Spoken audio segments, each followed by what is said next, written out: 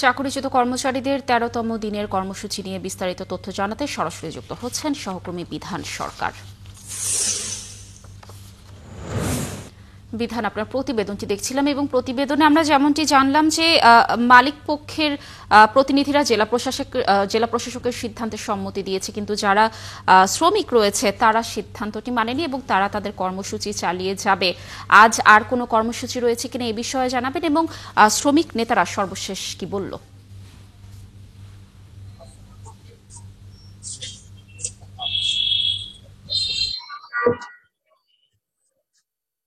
আপনি দেখতে পাচ্ছেন, আপনাকে যদি দেখাই যে আমার ঠিক পিছনে আজকে ১৩তম দিনের মতো শ্রমিকরা কিন্তু এখানে কিন্তু আজকে তাদের কর্মসূচি, সেটা হলো প্রতীকী অনশন কর্মসূচি।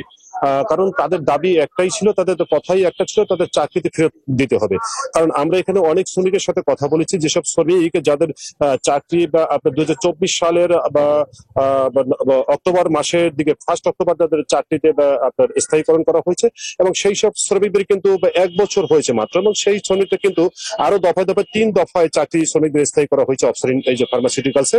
এবং এই শ্রমিকরা তারা যদি বা আপনার যদি এখন অবসরে যায়, কোনো কোনো শ্রমিক আছে সর্বোচ্চ ৩০ থেকে ৪০ হাজার টাকা পাবে মাত্র, এবং এই শ্রমিকরা বলছেন ৩০ থেকে ৪০ হাজার টাকা নিয়ে।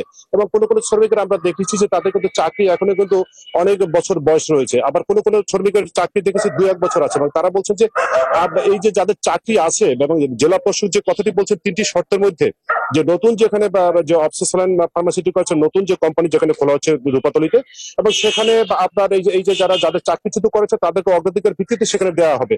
কিন্তু শ্রমিকরা বলছে তাহলে একদিনে এই যে তারা যে আবার করে এই যে অফসারিনের যে সিরিঞ্জ বিভাগটা তারা চালু করতে চাচ্ছে, তাহলে এখন কেন তারা চালু করছে না? লোকসানের যে দেখিয়ে, মানে অজুহাত দেখিয়ে।